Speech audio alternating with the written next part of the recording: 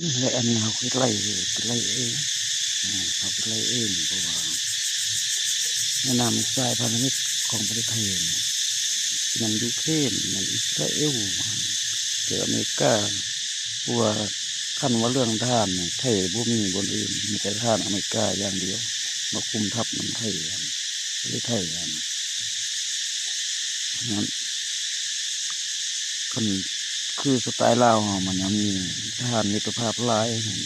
อยู่เวียดนามก็มีอยู่จีนก็มีสายประมาณ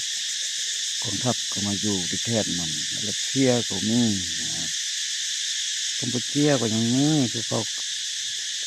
สายทหารพันธมิตรคือเขาไปฝึกเหมือนกันอยู่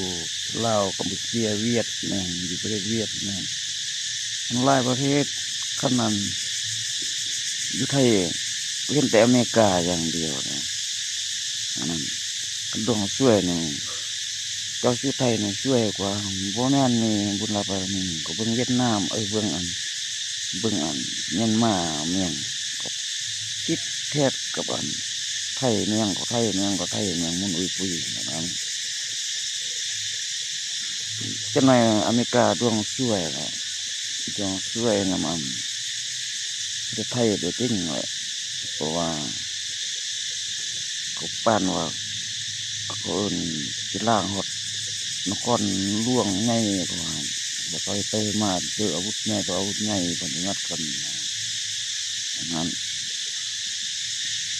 แต่ซ้ายของเขาก็เบิ่งอันยูเครนเบิ่งอิสราเอลครับสายพันธมิตรกดสุดเขาโฆษณาไปอยู่นำอิสราเอล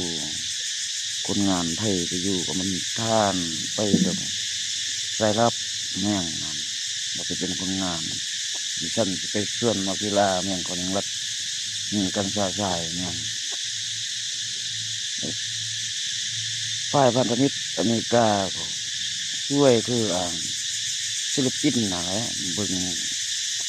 ลมสารมิเป็นถล่มบ้านถล่มเมืองกับพันว่าพันธมิตรอเมริกากับพันว่าเป็นพันธมิตรกับไทยอย่างนั้น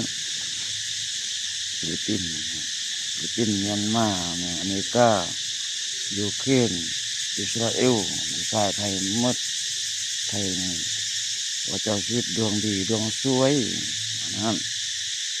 วันนี้บุญบารมีครับผมพ่อประเจาะน้ำมันกัมพูชานี่ก็น้อยเรื่องที่มีคนกัมพูชามาอยู่ลาวคันบ่แม่นการเฮียนเลยของบรรดาทหารกันว่าเรื่องคนงานอยู่ไทยหมด